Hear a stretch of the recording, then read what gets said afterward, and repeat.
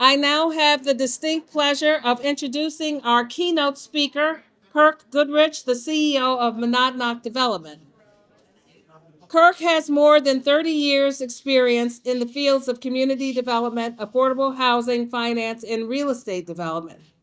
Much of his initial experience was gained during an almost 10-year tenure overseeing the low-income housing tax credit syndication business for enterprise community investment in the New York region. During that period, 12,000 units were financed in the region with approximately $1 billion invested. He currently serves as president of Monadnock Development, LLC.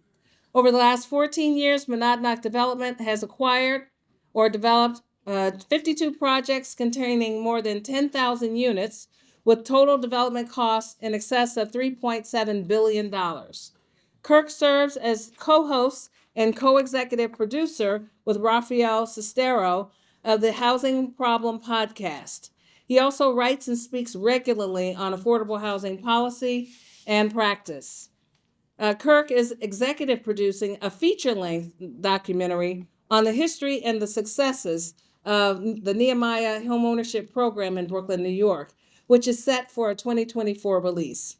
Kirk has a Bachelor of Science degree in Consumer Economics and Housing from Cornell University, a Master of Urban Planning degree from University of Illinois Urbana-Champaign, and a Juris Doctor degree from Fordham University School of Law. It's Kirk.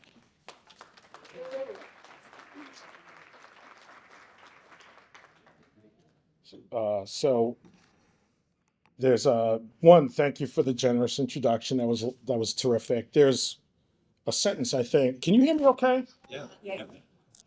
There's a sentence from the bio I think you left out. Yeah. Fortunately, I feel so bad. Usually they only have to do that for amateurs. No one would know I have a podcast. So there's a sentence from the bio I think they left out. He is widely regarded as the Michael Jordan of the affordable housing world. That wasn't me. That was my PR. The PR people go overboard now. So Beverly said when I just met her that, she follows me on LinkedIn. And I told her she should be careful because I've been married 3 times and women don't normally do well following me. Just so you know. So I like to tell, I'm like a frustrated stand-up comedian. I got one more. This just came to me. So I saw Nat and I told Nat that 3 things in life are certain: death, taxes, and that he will be better dressed than me. But I also said that 3-piece suits aren't quite in style, except for the morticians. They casket sharp today, Nat. So, now, all right, all the jokes out of me. Can I tell you, the older I get, I've been in affordable housing. It's what I studied as an undergraduate. It's the only thing I've done in my life. The best thing in affordable housing, building buildings and financing buildings are terrific. My favorite thing is to be in a room full of people whose heart is like my heart. Amen. And to be around familiar faces, people you've worked with. Nat and I met in 2006 when Carol Corden asked myself and Gladys Carrion, who at that point was head of United Way in New York, to co-chair a task force to provide permanent housing solutions for survivors of domestic violence. And I met and got introduced to a world of people who have spent their life helping people survive domestic violence. And Nat and I have been friends since. And the work, I just want to say this, the work you've done, starting from zero, not as a housing developer or finance person or architect or contractor, to transform the lives of people who've suffered severe trauma is extraordinary. And I just want to congratulate you because I'm familiar with the story of how URI was, formed and came together. I met with you, right after it happened. You had a steep hill to climb, but you've put together a first-class team of folks, yourself, Jennifer, everyone else, and most importantly, you're changing lives and communities, and that's the name of the game. Whether it's 1990 when I graduated from school, or in 2024. And so I just want to congratulate you on that. The second thing I want to say is that the vision for today, which is really focused on how can we facilitate more nonprofit ownership of shelters, could not be more timely. For decades, nonprofits, in my opinion, pretty much the best nonprofit developers in New York City have been the supportive housing organizations. So it's not novel that nonprofits here or across the country develop affordable housing or permanent supportive housing. What's novel in New York City is that for generations now, since right to shelter became the law of the land and the shelter system expanded, that the ownership of emergency housing, financed or funded by DHS contracts, hasn't been owned by nonprofits.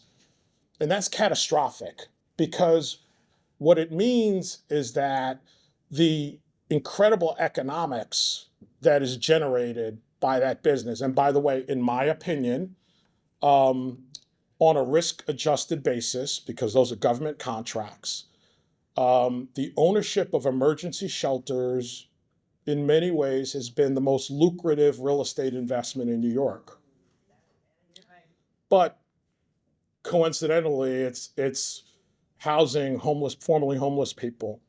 And so an environment where those sort of economics are leaving the housing ecosystem, and service providers are left to figure out how to provide the right level of care to people with serious and chronic mental illness, and to figure out a way to pay frontline staff and executives whose job is the hardest job in the affordable housing world, enough money, that's a problem.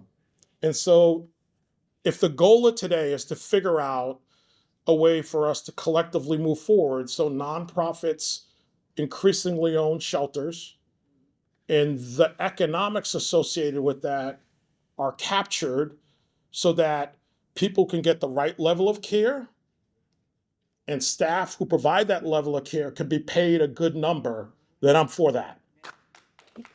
And we have to do that. So I tend to use analogies a lot when I'm not telling jokes. And I've spoken separately a little bit about my mother and my aunt. I want to talk about them each for a moment to make a point about where I think we ought to go in the affordable housing world generally. Because the point I made just now is the point, but I want to make two other points. So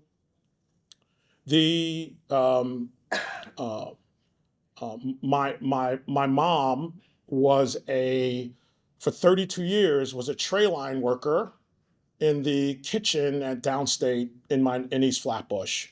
And what a tray line worker does is, they stand on a line and the tray's on a conveyor belt, and they have prepackaged food. And then on the tray, it'll tell you whether the person who's going to get that tray is a diabetic, or whether they have high blood pressure, or whether they need soft foods, or whether it's just normal. And she and her coworkers would stand on that line for most of the day they worked and just put the food on.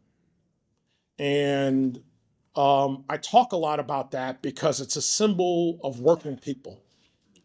And I've said to my friends, the tray line at Downstate is the precinct, is the firehouse, is the classroom, is the back of the sanitation truck, is the construction site.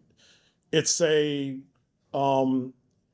analogy for anybody who gets up and works as hard as they can and tries to make ends meet.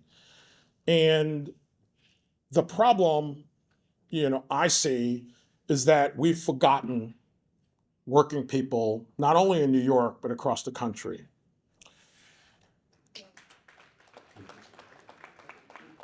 My aunt, my mom was one of 8. My aunt Rita was 2 years behind her, next in line. And pretty much all my mom's siblings came to live with us. She came to live with us when we were living at 319 Lincoln Road in the early 70s. And she suffered from chronic and serious mental illness for the entirety of her life. She died in 2021. She was compassionate, a great mom, a woman of faith, but she struggled with mental illness during a time, first in the Caribbean and here in the United States, where we really didn't consistently diagnose or treat those sort of things, particularly in the Black community. And so when she came to live with us, my grandfather, who was living with us, my parents are from Belize, kind of made a room for her. He was a carpenter, and she lived with us. She was really good at taking care of kids, but she couldn't do a ton else. And so she took me to school every day in kindergarten. And eventually got married, had kids, but for really the entirety of her life was in and out of the shelter system in New York City. First with her kids, my cousins, and then by herself as an elderly woman. In fact, about 15 years ago, when my wife Tina, who's now at HELP as a senior VP, but back then was a housing specialist, was at the HELP Women's Center in East New York, the assessment shelter, called me one day in the middle of the day and said, "There's a woman who just came in who looks exactly like your mother." She had never met my aunt, and I already knew. And as an elderly woman in that environment, it was difficult for her. And for me, the juxtaposition of having a mother who worked really hard and really couldn't make ends meet as a working person, and having an aunt who really spent the entirety of her life in and out of shelter, kind of is the bookend of the problem in New York City. And here's the story. New York, by most metrics, is a great city, not a good city. It's the financial capital of the United States. Real estate, we are the top of the heap, the best developers. We got 12 professional sports teams. I was at Lincoln Center twice in the last month. It's amazing. Madison Square Garden, Central Park. By any measure, objectively, people would say, that's a great city. But here, I want to add 2 metrics today. How we treat working people and how we treat people with chronic and serious mental illness. Those are my metrics. And when you add in those metrics, are we great? So here's the story. I was in at the University of Illinois, where I went to grad school. Raphael, my co-host on the podcast, we went to Cornell undergrad, studying housing there, and then we were at U of I for grad school. And I was back there in the spring for a conversation about affordable housing. And the executive assistant in the planning department at the school said to me after the lecture, "Can I drop you back to the hotel?" And I said, I'll take an Uber. It's only 6 minutes away. She insisted. So we're driving down Green Street, which is the main street, through the campus. And because U of I is a big engineering school, it's just exploded. And there are luxury towers down the middle of the campus street there, Green Street, which didn't exist when I went there in the early 90s. And then there are fine restaurants there. And she said to me, I said to her, "This is amazing." And without missing a beat, she said, "Yeah, but it's not for us. We can't afford to eat in those restaurants, and we can't afford to live in those buildings." And I said to myself, even in Champaign, Illinois. You could have said the same thing for Vail, Colorado, or New York City, or LA, or the Hamptons. In the United States, we have forsaken working people. They don't matter anymore. And the fact that I could say that about a college town, that our lives are possible, whether it's in New York or in Champaign-Urbana, because there are people who serve us, whether it's as firefighters or cops or cafeteria workers or work in grocery stores or work in hospitals. My uncle was a janitor at downstate. My mother was in a cafeteria. That they make our lives possible. And when it comes time for them to live comfortably and find a place to live, we have them fend for themselves. It's an abomination, really is. If a family were to spend, and we have a lot of people who know better than me here, a night in the Path Center at 153rd, as opposed to getting moved to another accommodation, that would be a problem, right? Generally speaking, people are not supposed to spend the night there. You probably get coalition from the homeless or other advocates or legal aid say they throw a flag. That's not good. Have 100,000 Black people leave New York, working people, and move to the Southeast and Southwest because they can't afford New York and no one talks about it. 100,000 people. And here, let me explain something to you. I'm a sports fan. How many people here are sports fans? I got 3 minutes, so I'm gonna get it in. This is it right here. I'm coming home. I'm rounding third base. If you have a sports team and good players leave, your team ain't as good. Am I right?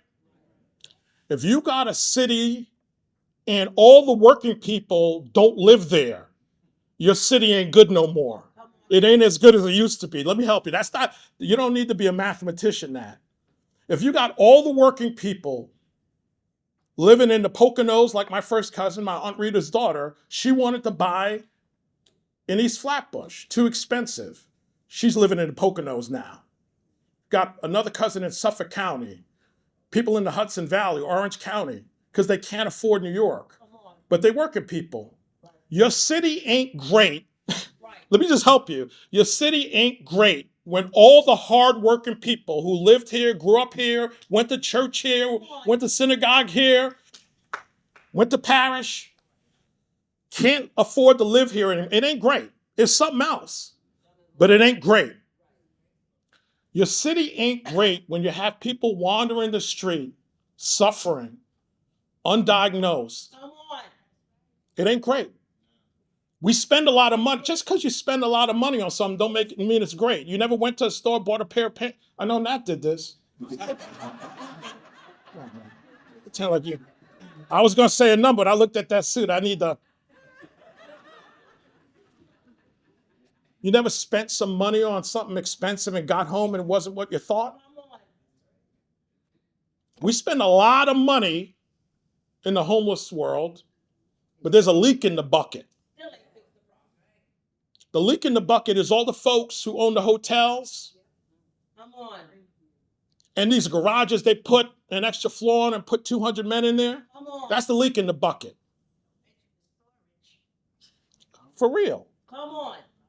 We need to plug the leak in the bucket so that people in this room and people like us who care, not everybody cares, can capture that money to make sure we deliver people the right level of care,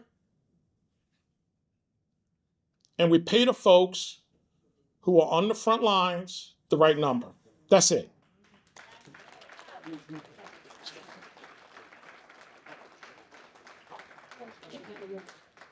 And that's all I got for y'all today. And you know, they're gonna have me moderate a panel after this, man.